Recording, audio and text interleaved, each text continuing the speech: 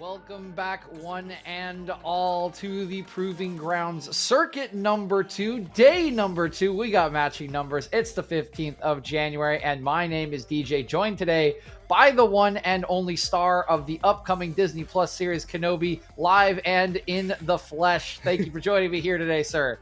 Of course, I took a little bit of time away from my busy schedule on the set of the new Kenobi show, but I'm here to cast some excellent League of Legends that we have for you today, starting things off with an absolute banger of a matchup with EG Prodigies versus Maryville. And I mean, it's all about twos today. It feels like everyone's 2-0. It's February. We're both in sweaters. We got that going on. It's just going to be a fantastic... It's Tuesday. I have a double-stated Darth Maul lightsaber blade to balance the force over here. So we're really doing all the twos. But speaking of twos, right, this is the Proving Grounds Circuit Qualifier number 2.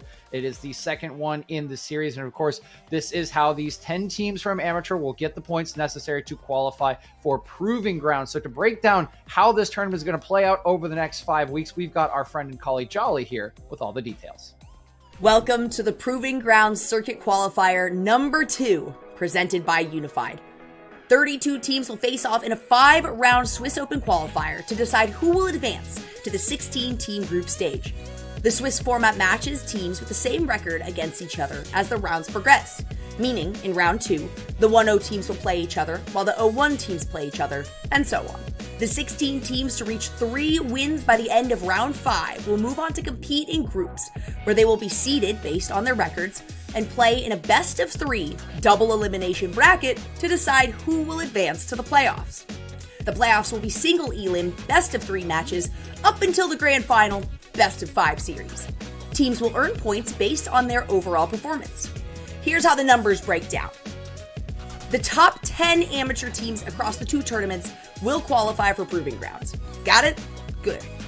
The action starts soon, so make sure you catch all the games at twitch.tv/academy and the Unified Twitch channels.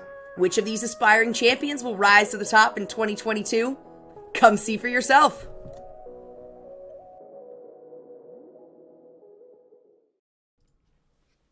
Big thank you, of course, once again to Jolly for doing such an excellent job breaking down the tournament structure and format. Of course, to elaborate on how we got here through the PGCQ1, here is our current point distribution. Of course, 100 Thieves next, as the winners of PGCQ number 1 are on top of the table with 125 points. Second place from that tournament was GGA, but they're an academy team. They qualify automatically, so they've been removed from the chart, meaning Mortals AoE makes up second place with 80, and Winthrop rounds out the top 3 with 75. But of course, these are not the only teams that could make it, right? Anyone in PGCQ, even if they are low or on 0 points to start the tournament, can qualify if they do well through the OQs and through the rest of the games and group stages. And speaking of those 32 teams, we do have a graphic to remind you who is playing here today. These are all of the qualifying teams. We saw a bunch of them yesterday in our opening 2 games, but still 3 more to come today, and we'll have those matchups as well for you, I believe, on screen, with one final beautiful graphic to get you hyped for all of the matchups, and there they are for you.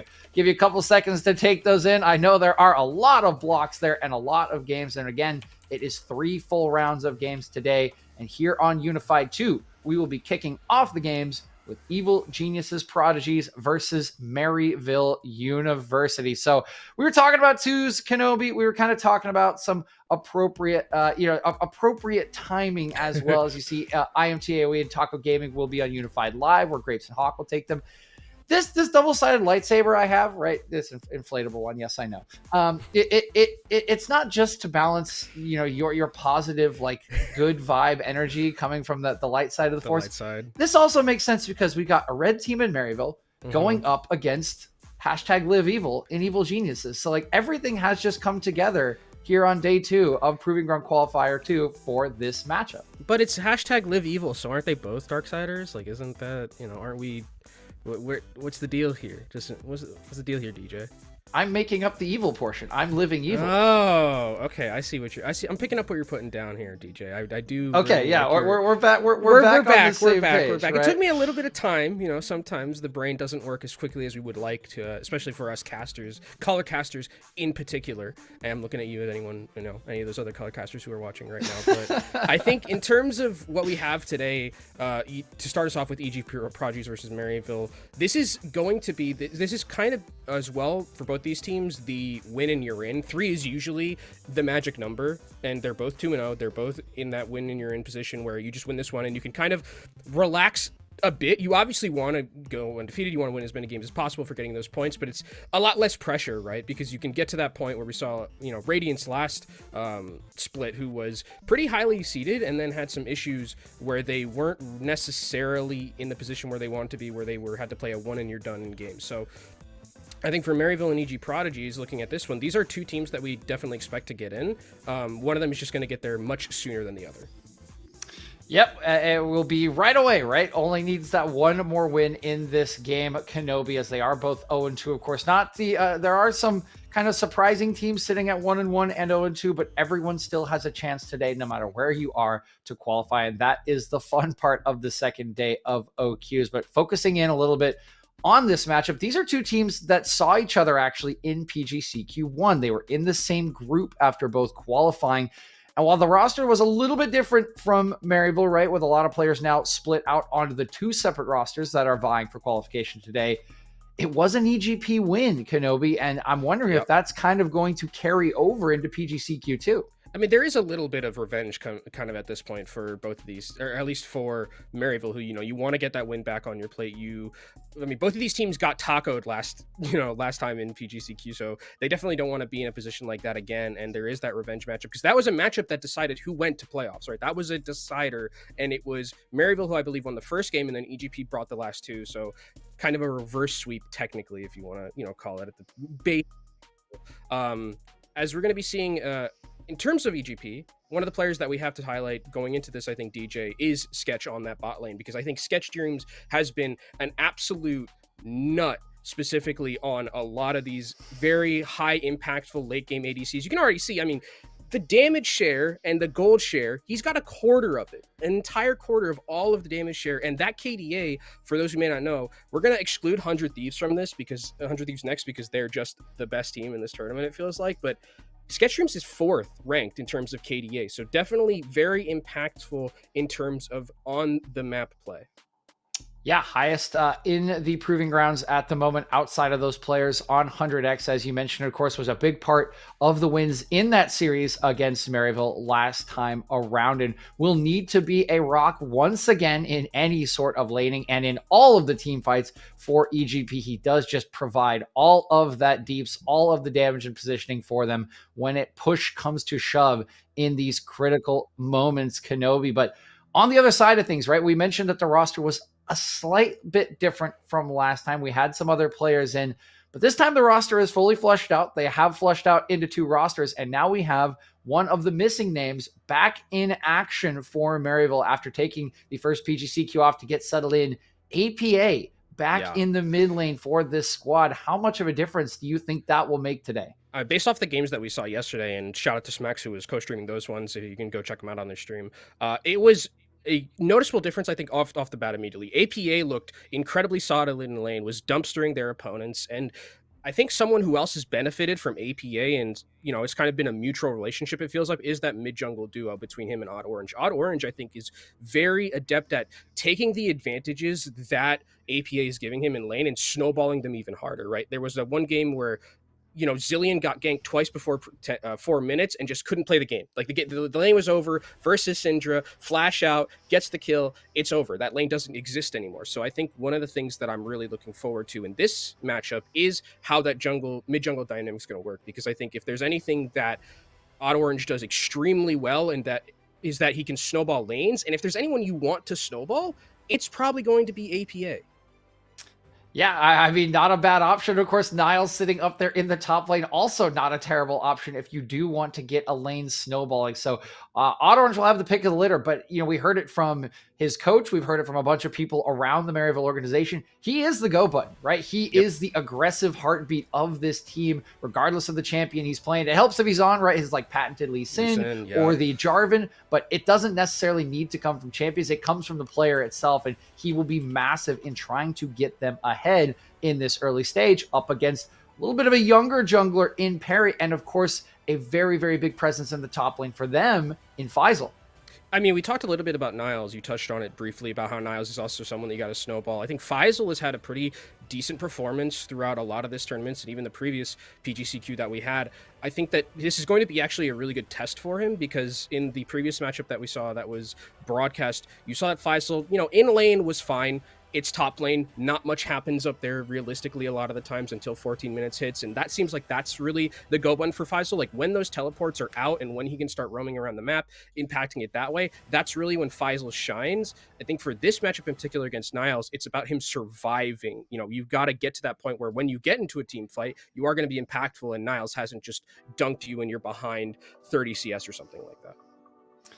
Yeah, we do know that Niles can be that terror, but Faisal's looked very strong in lane, and what we've really seen from him, right, at least in day number 1, and I think throughout this early portion of the season, is, right, the decision-making. When that Unleashed teleport is offline, he can facilitate, he can be kind of the initiator for a lot of the plays that EGP likes to make on a side lane, a lot of any picks they like to make going into an objective. So keep your eyes on him whenever that map is open. He is an absolute terror and has gotten so much stronger than even he was last year on AoE. So super excited to see that matchup. I know the top laners themselves are excited. I remember in PGCQ1, Faisal said on his questionnaire that one of the top laners he wanted to go up against was Niles. Well, he got the better of him in that series the first time. Now a slightly new roster for Maryville, going to have to show that he can stand up to him once again. I mean, Captain America, man. It's all about that Niles in the top lane against, I think, crowned king of collegiate, kind of self-proclaimed Niles has made himself, and against a team like EGP coming in who has a lot to prove themselves in terms of their power level going through the rest of this tournament. So I think that matchup will definitely be extremely exciting to watch. The other thing that I really like about both these teams is, when you touched about it a bit, the side lane pressure kind of, right, that they play through. I think there are times where Faisal, at least when I saw, got a little bit greedy. Sometimes the gold is just too much to deal with. You can't escape it. There are times might get caught out, as we are going to be going into draft very quickly. And again, that top lane matchup, I wonder what we're going to be seeing between them. But you look at across the board right now, as the bans are already coming out, Zeri banned, obviously. Like, what are you thinking not banning this champ? Not possible to have her B1? Don't do it. Just don't do it. Just don't give yourself the headache of playing against Zeri. Just don't do it to yourself. I will say, Immortals AoE did decide to do it yesterday against Grandview, and it worked out for them. They did win that game, but I'm with you, Kenobi. It's mental RAM. It's like the mental RAM. You can't, it's so much mental RAM to deal with Zeri that it's just not worth giving it to them. I'm with you, man. I think it's a little too much. I know both coaches did agree with us, so we asked them yesterday, and we can see the bans coming through. We talked about Niles on that Lee Sin. Well, that's not available, nor is the Syndra that APA piloted yesterday. And, of course, the favored Nidalee on the other side of things. Red side got a couple more required bans, of course. Zeri off the table. Thresh off the table, a favorite of Daption in that bottom lane. And Vex taken away from Leo after some pretty solid performances on it yesterday and in the first circuit. This tells me that both of these teams have done their homework, right? Where it's like, you know what Maryville, where their bread is butter. It's in that mid-jungle duo. Syndra Lee Sin, extremely potent as a mid-jungle duo. So both of these teams have good reads on each other, at least as we see throughout the first part of this draft in the bans. Jarvan going to be taken away at the B1 area. So I think for Jarvan, what I really like about his ability, engagement, I think is incredibly strong. He has pretty good early engagement as well, and I think that this is just an incredibly good power pick. Xin Zhao going to be matched on the other side, so early game jungling is going to be a thing here, DJ. Yep, it's a classic, right? Perry picks which one he wants, and then Hot Orange gets the other one, and it's good. I have to do it every time now. All reliable. Back to Xin Zhao in the jungle. We're scrapping. Gotta have it. APA, though, gonna head over to a Rise. We saw this played a little bit by Radiance yesterday, someone that needs to kind of make plays with that Realm Warp in the mid game, but of course will scale into that terror in the side lane. But what they have left open, we literally put this on the highlight card, right, for Sketch earlier on. It's the Jinx. It's going to get locked in. It is a bold move to give Sketch that Jinx, because we know how powerful they are on that. But this tells me that Maryville potentially has a way to deal with it, and potentially has a way to stall the ability for Sketch to just scale infinitely into that late game and become that Jinx threat at 3 items that we know that Sketch himself can be, but just the champion it can be as well.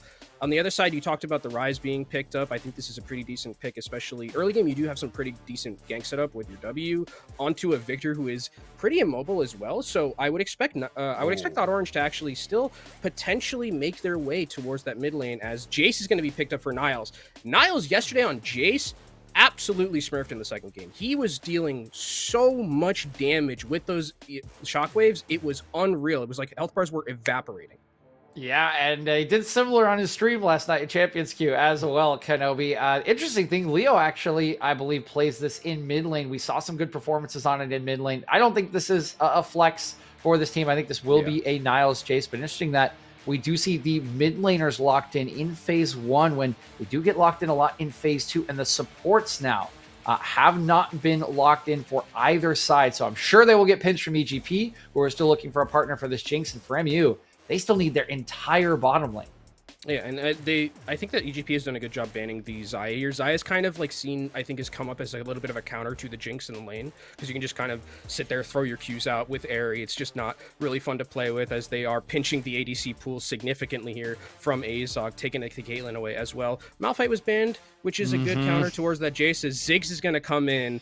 Very much a just sit in the back, just chill. You're going to be playing Ziggs. Throw your bombs, farm from a distance. You don't have to be very scary until like 15 minutes into the game. So this is a very chilled bot lane that I think we're going to be seeing coming out from Maryville. Yeah, but this is an Azog special Ziggs here, man, right? Azog Ziggs, it is feared throughout CELO. It is one of his best champions, and like the MU just going right back to comfort. They see that bot lane get pinched. They say, we're not worried. We know what we can fall back on. We know we've got Azog Ziggs in our back pocket, clear any lanes, and quite a siege comp they've already set up for themselves with this Jason Ziggs. We'll see what they do wrap up with. The Nautilus will be the lock-in alongside this Jinx for that extra lockdown and a bit of tankiness. One more champion going to be needed here on the side of EGP. What are we going to get from Faisal to match up against this top laner in Jace? He will go for his Camille, his favorite champion, the one he said he would want to play over any other until the day that League of Legends dies, is the lock-in. The heat death of the... I was going to say, there's no way we're seeing Pantheon. It's going to be Leona locked in. So what I really like about this draft from EGP, especially in those last 2 picks, where Jarvan needs somewhat of a dive buddy to go in with them at some point. And you have 2 very good ones now. You have, Nautilus as well for engagement. You have Camille for engagement, because what Maryville University is going to want to do is poke from a distance, with a Ziggs, with a Jace. So you have the ability now with EGP's roster to have multiple ways in, which I really think is a good idea. And it's not just you're relying on a singular champion to really take you to the promised land in terms of engagement. You have other options to work with. And if you're Leona, you can only stun so many times. I know you have like 3 of them in your kit, but there are still times where it's going to be hard for you to keep track of everything. So I would expect Shady potentially here in this bot lane will make some roams towards other sides of the map. Just let Ziggs farm up in the bot lane like we like to see them do. And then in team fights, stick near the Ziggs to make sure that Ziggs doesn't just get blown up by Camille or by Jarvan in that back line. Keep him safe and keep him stalling. Yeah, I completely agree. And you said you like the comp for EGP. I like both these comps, because I think that both teams have very much gotten what they want, right, in this draft. We know Maryville likes to get Shady unlocked out onto the map. He's got a Leona, he's got the safety of Azog Ziggs, and he's got 2 sidelines to play around the later this game goes with this Rise and with this Jace. So I think Maryville, they are going to be as explosive as they ever have been on the map in this game, and EGP are going to have to show that they can match. And they have the tools to do it, right? We highlighted Faisal's ability to make decisions, to find these kind of picks and enable his team. Well, nobody better to do it with than on the Camille, right? You just press that R button. If you've got Dabshin and Perry coming with you, right, it's going to be a whole heck of a lot of lockdown. So there are so many tools for EGP to get the picks they want around objectives. but also that 5v5 Yeah. is so set up for Sketch Dreams to be an absolute monster. It really is, and I really am going to be interested to see how the objective setups are going to be because of the fact that Maryville's composition does have a lot of that poke style, you know, with Jace sitting back, hitting those shockwaves. Ziggs is going to be throwing bombs at you. I think setup for vision on Drakes and on objectives is going to be incredibly important this game, and I think that'll be set up by where the junglers are going to go in the early game. You know, who gets the pressure, who gets that prio, because I think mid prio is pretty... It's pretty even. I think once Victor gets upgraded E, it's very like difficult to outpush a Victor, but I mean Ryze does pretty okay at it. It's not like the greatest, but I think overall what I'm really enjoying from both these compositions is that side lanes, like you talked about. Both of them like to play through the side lanes. You have a Ryze, you have a Jace, you have a Camille. Definitely going to be able to do a lot of that. So going into this, I think that both teams, like you said, got exactly what they wanted, and it's going to be a clash of styles, which is what we thought was going to happen going into here. Yeah, we mentioned that mid-game, when it opens up, a lot will be around the side lanes, but I got to ask you, Kenobi, as we're getting ready for the game, early game, right? We highlighted Odd Orange as being the aggressive go button for this team. Both he and Perry have the ability to make early ganks, to make early plays. Where should they be looking to impact this map if they want to preempt sort of that late early to mid-game phase when the turrets start to fall? So I think for Perry, it would definitely be nice for him to hover around that mid lane, because it's going to be a little bit... I think it's going to be a juicy setup to try and take that Victor down, you know, with Rune Prison, with a Xin Zhao in the early game. I think kind of keeping Leo afloat is definitely something to do a little bit, because APA versus Leo is going to be a bit of a scary matchup, I think, in laning. APA has dominated every lane opponent that he's had so far, and Leo, while he's looked decent, has not looked like the level of APA. Getting a Victor makes this a lot easier, because you can kind of just sit back and, you know, throw your spells out and farm that way. But I think if you're Maryville University, you have two very good options in making a side laner very oppressive going into the later halves of the game. You can either go for Ryze or you can go for Jace. And I think both of those, between APA and between Niles, you're kind of spoiled for choice here if you're Odd Orange. Realistically, you can decide to go either way, and it will work out for you most likely in the late game. So multiple options of lockdown for Odd Orange. Again, highlighted him as the aggressive go button for MU, but for Perry, right, he's got some setup from the Camille. It's maybe it looks like it's a little harder in the mid lane. Do you expect him to be more on the shadowing side of things, or will he be trying to spring this top lane ahead and punish Niles?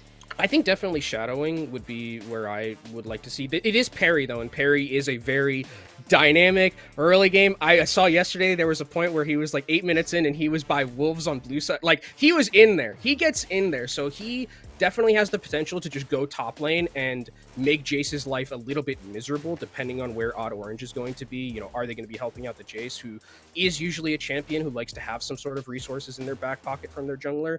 I think that's definitely an option as well. But Perry likes to be aggressive, likes to be a dynamic in those early games. And you want to go somewhere, it's definitely not going to be mid, because Victor's gank setup isn't that great. You can definitely go top, where you just get slingshot once by Camille. Jarvan on top of that, that Jace is not living. Yeah, Jace is not living. We've kind of seen that happen in certain games. If you're watching the LCS this weekend, poor Revenge had a moment where there was just like no vision entirely on the top side. He's like, I would like to use my kit to do anything, and I just can't do it right now. So there is always that reality. Like, you have to kind of give the resources to Niles on this champion to impose himself upon the matchup against Faisal. So the vision, the early game, will be very important to transition into, I think, what we expect to be the most explosive part of the game, that late early game, that mid game, as turrets start to fall and the plays just become more and more easy, more and more open for Daption and for Shady to get themselves out on the map. I mean, keep an eye out as well for the Unleashed teleports. That's really where I think the breakpoint might be for this game, depending on how lane goes in the early game between Faisal and Niles. If it's a very volatile lane and one of them is super far ahead, when those Unleashed teleports come in, those fights are going to look completely different depending on who's got any type of a lead. And I think overall, when I'm looking at this and I think about Camille, you know, side laning, Jay side laning, Ryze side laning, it's all about those side lanes. It certainly will be about the silent. Before we do get into game and start the day, though, we do want to thank our sponsors for providing you all these incredible productions on PGC Q2 here at Unified. So thank you to Atlantic, to Palti, Skulls, and Gangster. Always got our backs here at Unified. And again, they are a big reason that we are able to provide you with so many incredible games here in the Unified circuit.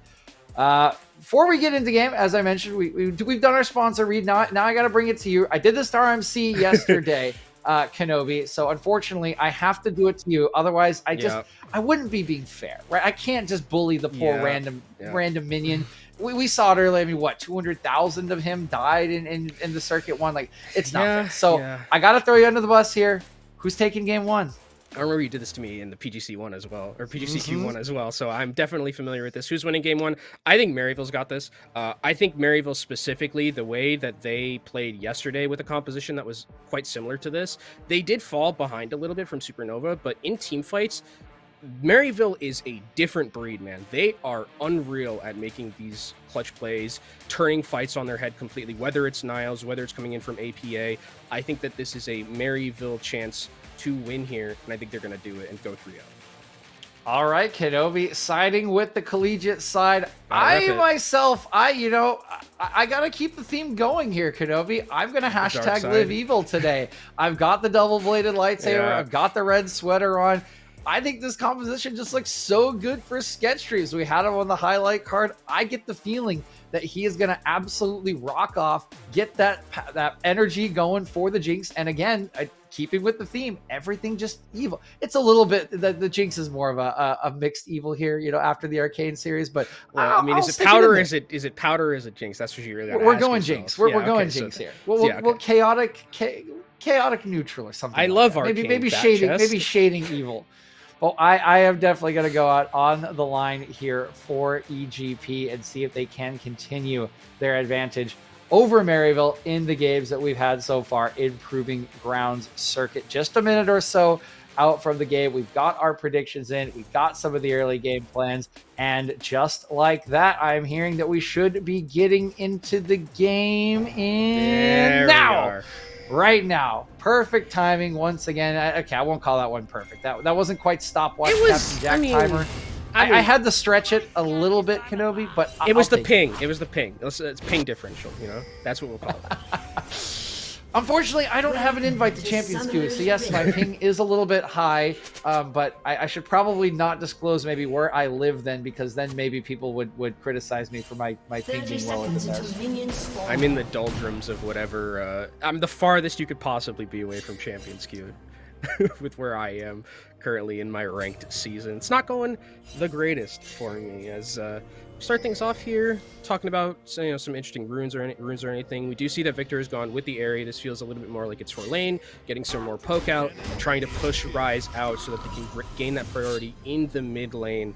But if the push does come from the Ryze a little bit more, or from the Victor a little bit more, does it leave him a little bit susceptible to an early gank or something if he is pushed a little bit too far? So we'll have to see how mid lane ends up going as we see the scrap in the early game. That's not Gromp. That is Gromp. Wait, that is Gromp? That should be Gromp.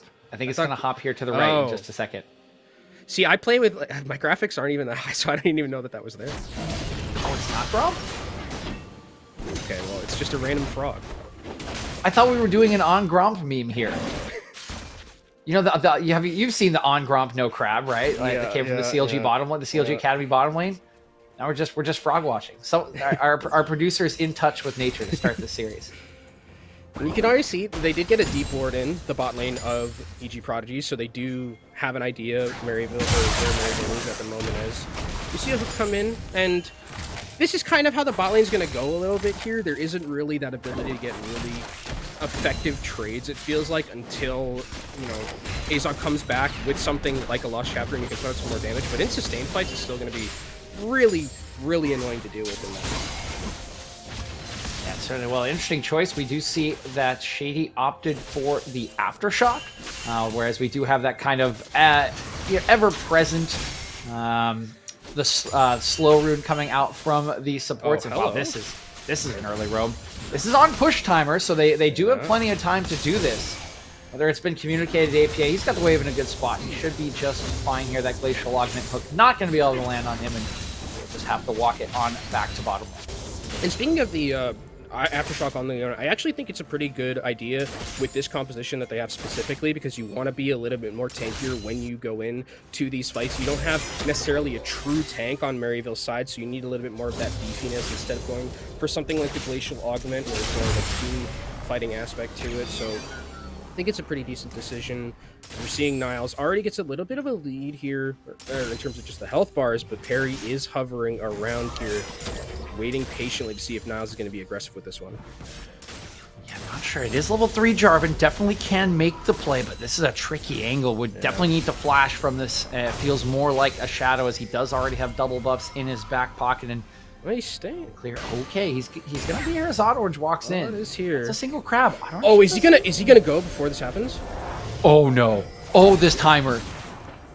Wait, okay, so I think Odd Orange like spotted him as he completed his recall, and wow, that could have been really close to the first scrap Kenobi. Yeah, that was very on a knife's edge right there. As we're gonna see Faisal come back into this lane, but now they actually know that the recall. I believe they know that the recall went off, because there's no way that after the W came in from the Jin Zhao that they didn't know that the recall had happened from the Jarvan. So they do have a little bit of an idea of where the Jarvan is towards this bottom side. As we see, this is just Daption things. Moving towards that mid lane. Sketch is kind of just left by himself in the bot lane. This is what we know from EG Prodigies to do.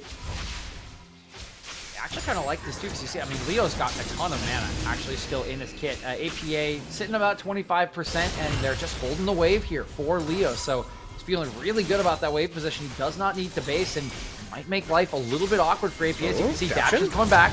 Gravity well. Ignite's going to be popped. Is this just going to be first blood? Here comes Shady, but Shady is late to the play for once in his career. First blood going to go over to the support in Daption. I mean, I'm really loving as well what the vision setup looks like here for EG Prodigies. Actually, we might have a dive on this bot side. This Ziggs might not be long for this world, DJ. Oh, he's usually very safe. He's actually clearing the wave away really quickly. Flashes the wave from the Chompers, gets away from the flag and drag. 2 hook not gonna land, and this is why they love Azog on this pick. Look at him go, 1 turn shot. Azog dances on him with the Ziggs, baby. Azog kind of just took their ankles right there. That's just a little bit unlucky. I mean, they try to go for the dive, EG Prodigies, but they aren't able to hit those. Like, traps didn't hit, and the flag and drag wasn't able to take out the Ziggs, and that's just a nice kill over to a Ziggs, who is going to be in a great position right now. Come back with that lost chapter, or not, he's going to get the tier instead, and a Dark Seal. A lot of just components coming in from this Ziggs, knowing that he still is in a great position to just continuously farm in that bot lane. The dive that they had didn't work, so there's potential there that they might not try it again out of fear of doing that, out of fear of not necessarily hitting Pater on a dive that they did.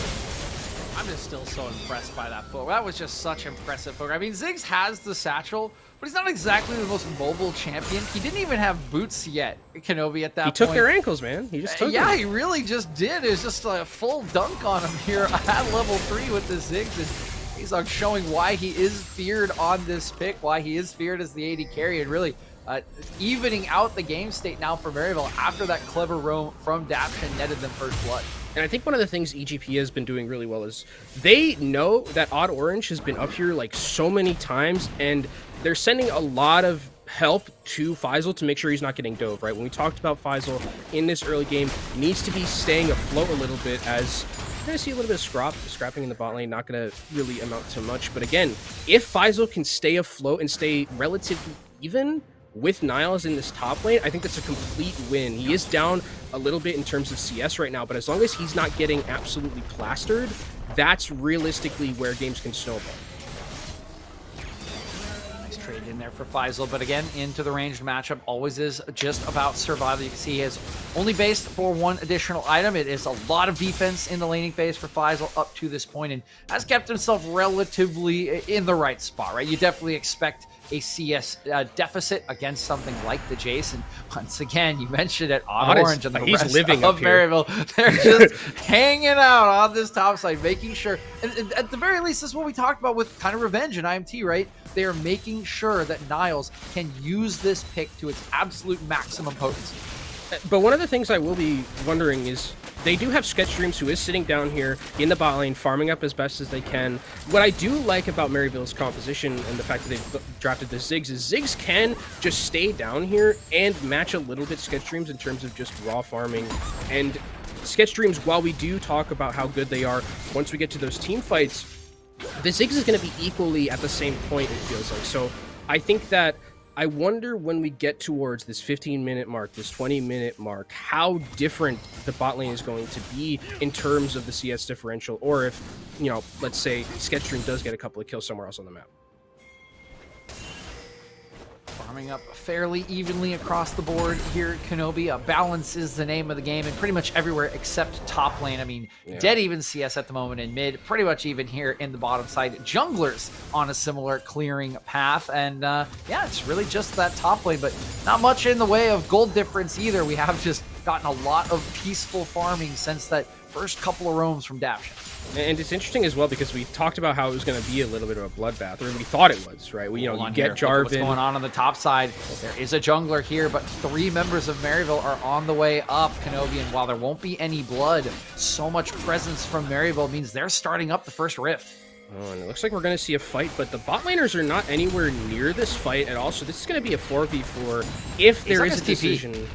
Oh, yeah, Azog does have TP to bring into this fight, but if you do TP out, you do give Jinx just essentially most likely a free tower at that point, or a lot of just solo plates and gold, which that's kind of a, you know, weigh the pros, weighs the cons type deal, where it's like, do you want Sketch to have all this free gold, or do you want to go and win the team fight? That's something that they would have to decide for themselves.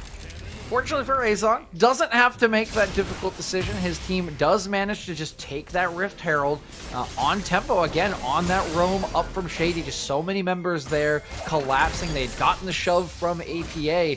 They are able to take that very early Rift Herald objective, which is so powerful for a team composition that wants to play on the side lane, that wants to set up this kind of siege. They can put this in top and really try to get this turret down and open Niles up onto the map as quickly as possible. And this is actually something that we saw yesterday, where EGP would send their bot lane top around this time, that 10 minutes, and I think that's definitely a decent idea from them, because Faisal is, while he's survived and had like a pretty okay laning phase in terms of just, you know, not dying and not feeding and just being a rock, he is starting to get to the point where Jace is getting about 30 CS ahead, and it is a little bit scary. So you don't want to just let Jace continuously bully out Faisal, and sending him bot lane I think is going to be able to help him come back into this game a little bit. Is Niles! Okay, the king of collegiate strikes once again. Just absolutely beautiful punish from Niles. He sees Sketch Dreams walk up for one too many seconds, but will the same thing happen on the other side of the map? Azog a little too far. Faisal gonna follow his flash. This looks like an easy kill, and both the AD carries may be a little bit surprised by the power of the top laners. Yeah, I mean, we were talking about Sketch, we were talking about Azog coming in this one. This is the top lane game right now, it feels like. Between that play from Faisal and between the one from Niles, their beautiful execution on the Flash Hammer, directly back into the turn into the waiting arms of the Xin Zhao. Perfectly played. And we are still at a relatively even point in the map, though. All things considered, 2-2 in terms of kills. Gold lead about only 1k for Maryville, as now Ziggs will be moving back towards that top side. And unfortunately, Faisal has to beat Niles again in lane, which is something that I definitely think he was not wanting to do.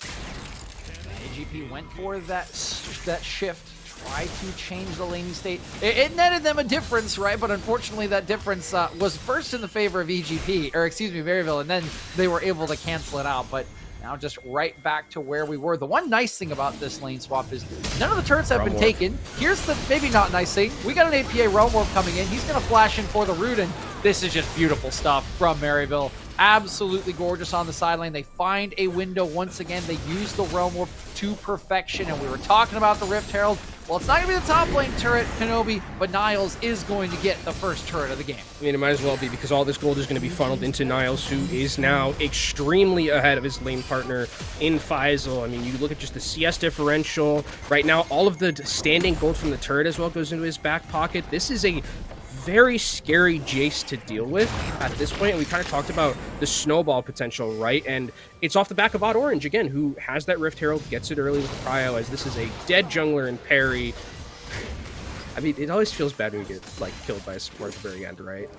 Yeah, that's a little bit of insult to injury, but the injury done way ahead of time. Again, Odd Orange making these aggressive plays, really springing the map open for Maryville, has the Rift Trail take, understands where his lanes are, and there's just 3 people with Perry's jungle. We didn't quite see how he got caught out, but you can understand what happened. There's just so many red bodies, red health bars inside of his jungle. They find him, they take him down, and guess what? This is just more freedom for Odd Orange, who has been all over the map, already 2 objectives to his name, and now a 3K, gold lead at 13 minutes for Maryville. And you can look and see also red wards everywhere towards that bottom side. Like, if Faisal is going to be walking up here, does have some sort of vision control or with the vision in that bottom left-hand quadrant, but still, I mean, it's going to be very difficult as we might see a dive here. Okay, attempt number 2 on to Azok this time. The traps will work, and they will take him down with relative ease. Flashes exchanged on the supports was necessary for Daption. If he did get locked up, that last turret shot would have taken him down for the trade kill. VGP finally with a successful play onto Azok. Oh, Sketch actually might be in a bad position here. Oh yeah, okay. There's no solar flare, but I mean you could just walk up, you could stun him. Harry's still here to disengage, and I think this might be enough instead. They're gonna turn this one around. But, oh boy, I mean yeah, Odd Orange is so strong. He just came back with Vordrinker, and he has the Crescent Guard. So what is Jinx gonna do from the outside of that Cataclysm? The answer is exactly what you saw, which is nothing. That seems like a little bit of lack of respect, and that feels like it's almost the second time that we've seen that, right? With the lack of respect for the damage that's coming in from this Maryville composition. Like, Jin Zhao there absolutely obliterates the health bars of EG Prodigies, and unfortunately for Perry, who we talk about as being this very early, dynamic part of the jungle for EGP, I think that what Maryville has done so well, and what I think Odd Orange did so well, was the fact that they were able to like pull Perry towards the top side and not let him impact a lot of the other lanes. And by the time that he was able to, he was behind so much because Jin Zhao was always getting really good backs with his timers and things like that, and farming extremely well. So overall, in terms of the jungle matchup between Odd and between Perry, scoreboard dictates it, rather, caster by the way, can't do language, dictates that it's in the favor of Odd Orange, who we talked about a little bit, being very impactful toward these early games. Yeah, I mean, I don't even think we need the scoreboard. The eye test has just been there. We kind of joked in the early stages, Kenobi, right, about, top camp, right, going on. They're just up there protecting Niles, making sure he can play the game he wants. But that's Odd Orange, again, recognizing the lane that he can snowball, recognizing where the aggression can be channeled. And he's done it to near perfection in this game again. Full control of the objectives. They've taken one turret already. They've completely used that lane to control Perry in his jungle and his pathing. And this game, despite the gold not being, exploding in their favor, it feels like it's just all Maryville as they use the Siege of Ziggs to take yet another turret. And I mean, the thing you talked about also in the draft as well, DJ, was the siege potential of this Maryville composition.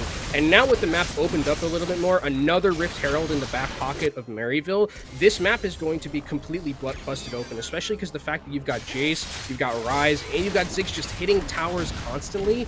It is a scary position for EG Prodigies to come back into this one.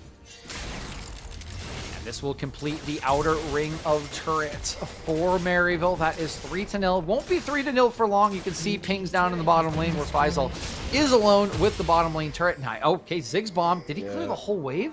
This is something that Ziggs is so strong at. You just throw the bomb across the map. I think that turret should still go down to Faisal, but just look at the tempo it gives Maryville. Yeah, Faisal can't take it yet. He has to back off the wave. Maryville can just hang out here in the top jungle while Faisal has to wait for a whole nother wave to come in.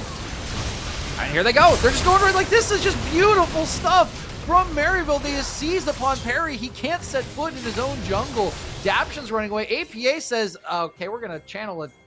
They got trapped. They got trapped by Sketch. It looked really funny where it was just like, oh, there's no one there. What happened to them? You just look up and they're just unfortunately chomped at their feet. As again, you talked about, I mean, the objective bounty just took the turret, Kenobi. Yeah, that was 30 seconds ago. That was like 30 seconds to a minute ago, because the fact that Ziggs bomb literally just completely melted the wave, and Faisal had to spend so much time re-clearing it, getting to the turret, and throughout all of that, Maryville's like, fine, we'll just get some kills. We'll take all of this vision in your jungle. You're not allowed to walk up anymore towards us.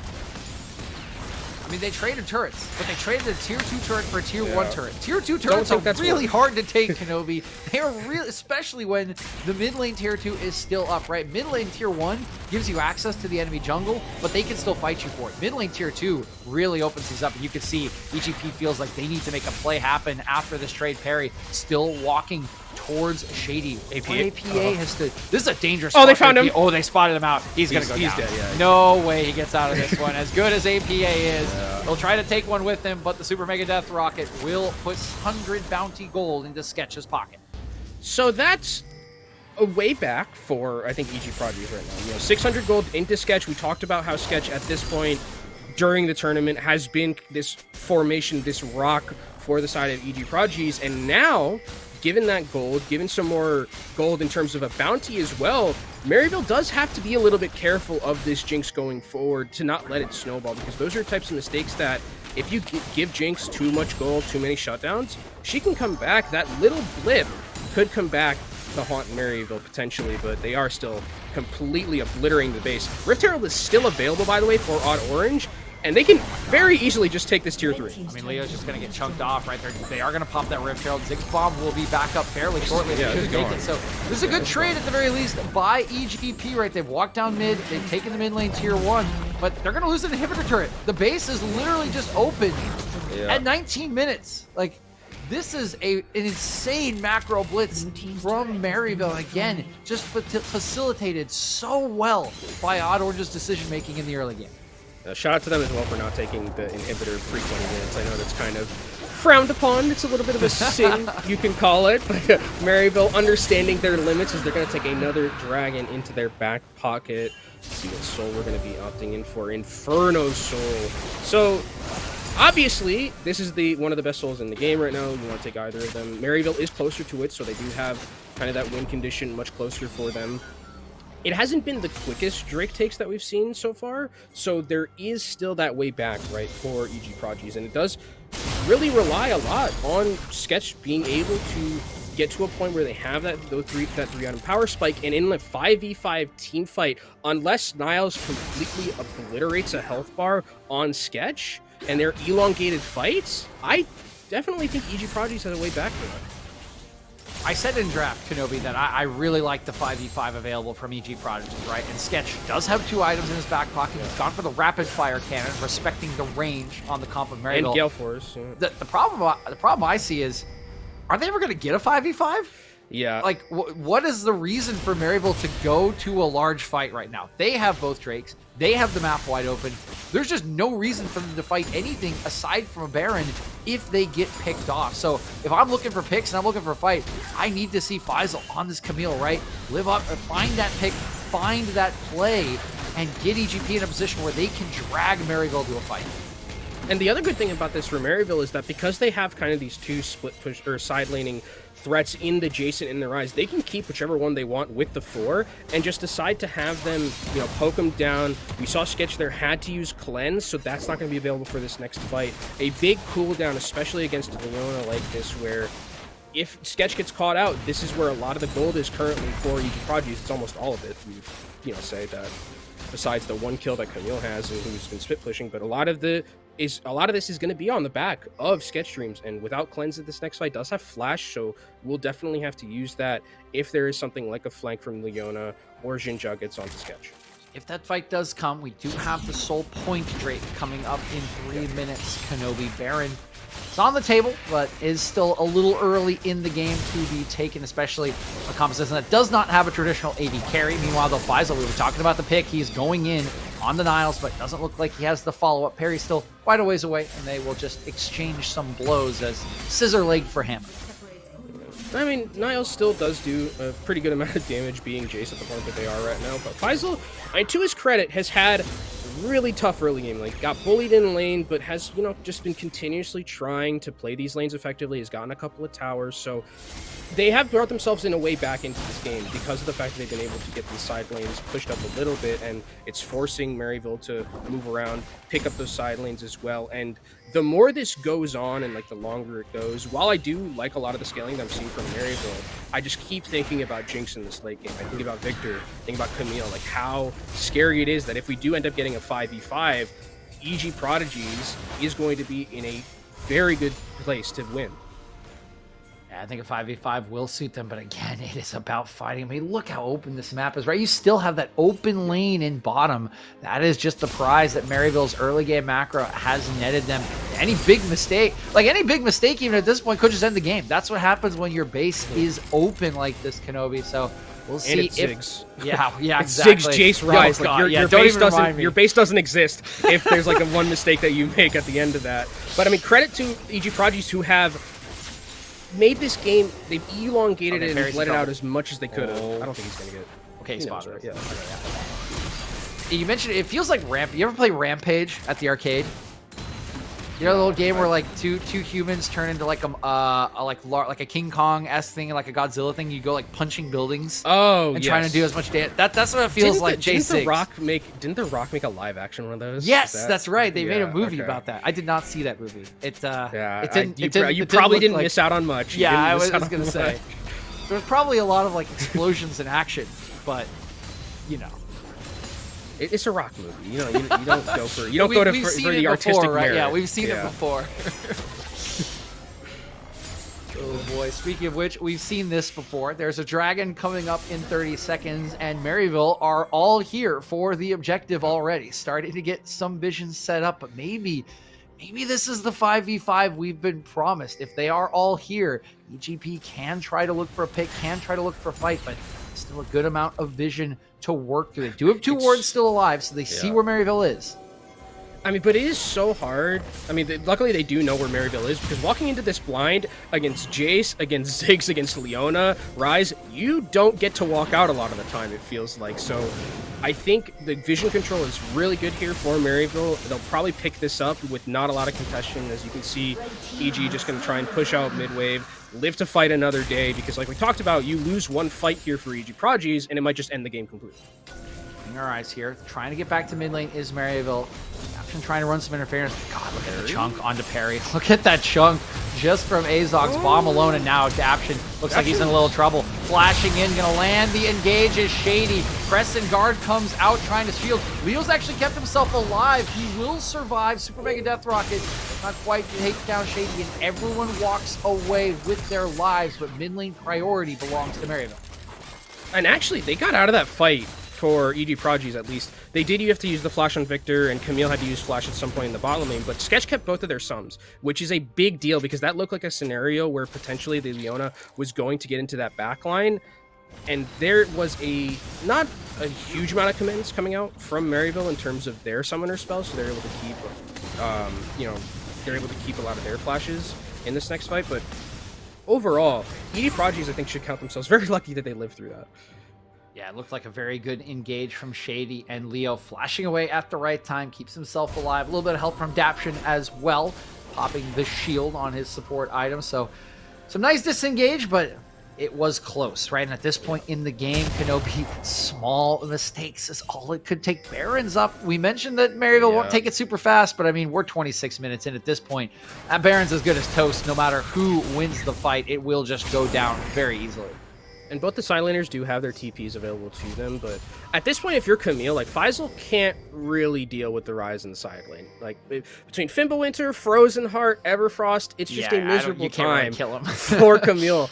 But he just has to stay here, because it's just what the deal is. You can't let a Rise just walk into your base and break it. You have to be able to match him, and actually looks like they'll send the Victor to the bot lane to catch that wave. But again, we most likely won't see any fights unless a pick comes out from a misplacement or something. We'll probably see fights happening around these objectives, and it's really about EGP's ability to not face check into blindness, because that's really the way that this kind of falls apart for them, is if they get caught out on by some sort of Ziggs bomb or some sort of Jace damage.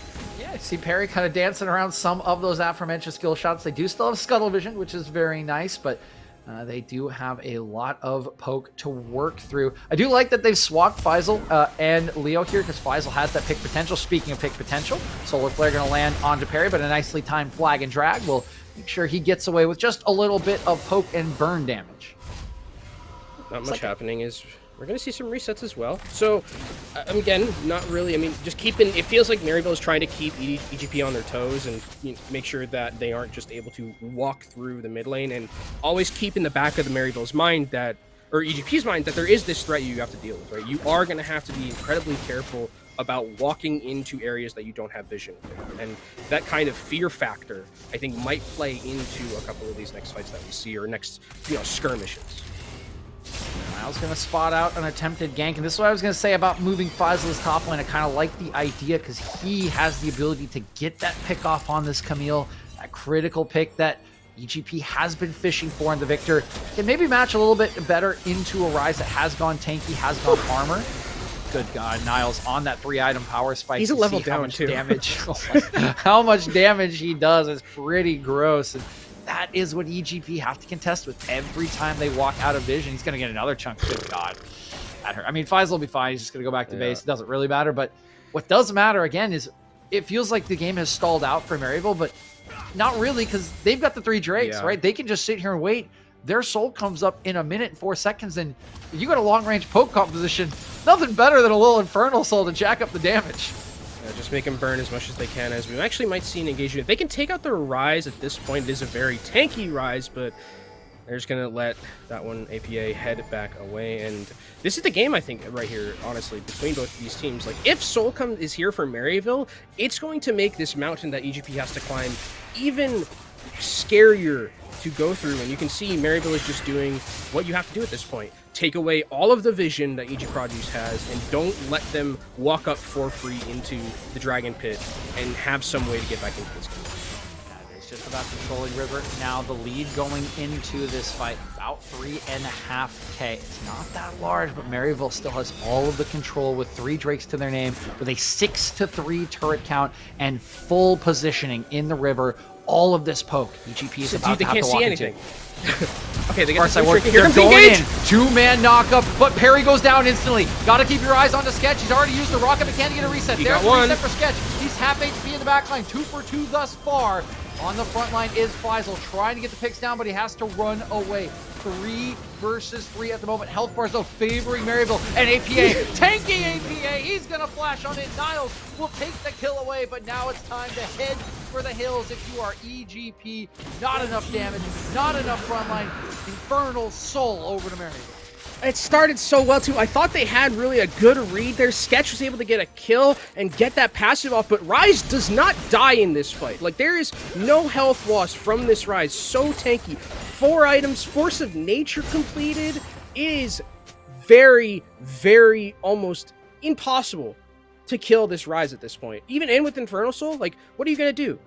There's no way, and I think that once the Infernal Soul is taken right now for Maryville, EGP now has to start thinking about, we need to really just, like, elongate this as much as possible to get to Infernal. Like, that, or not to Elder. Like, we have to maybe try and make a play for Elder. We can get Sketch, who is 3-1, has 3.5 items. Maybe we can get a good engagement. Maybe we can make something happen in that way, but they just have to make sure they don't bleed out, because with Infernal Soul and with all the champions that are on Maryville's composition, you get some alone time with the base, it's over. Game's over. Yeah, you can see they're getting ready for it, right? The big thing that we've highlighted is holding the Solar Parry. Again, nice flag and drag away from the Solar Flare. He's good at those. Bloodthirster is being worked on by Sketch Streams here. That will be his 4th item to deal with the poke that comes out. He's going to be that critical member in any 5v5 around the Elder. The big thing we're going to need to see from EGP, though, is setup, and that's the hard part because of how open this map is. Here they're trying to get a pick, though. APA, this is what we've been talking. He's so tanky. How can you be allowed to be that tanky and still do that much damage? Well, that's all. I mean, they sent 2 to the bot lane, and now Maryville's like, thank you very much. This is going to be a Baron for us. Yeah, there's no TP on Leo, too. He has to just hike his way up here. Faisal can get in here. He is TPing in, still has the Hextech Ultimate available from Maryville. They're not even going to risk it. They're peeling off. In goes Daption. Daption certainly going to fall. Niles picks up the first one. Now it's, again, time to retreat for EGP. Oh my god, the poke from Niles, and Sketch Streams is like 10 HP. He can't do anything. This is going to be a secured Baron for Maryville. Perry is going to try to be a hero. He kind of needs to steal it.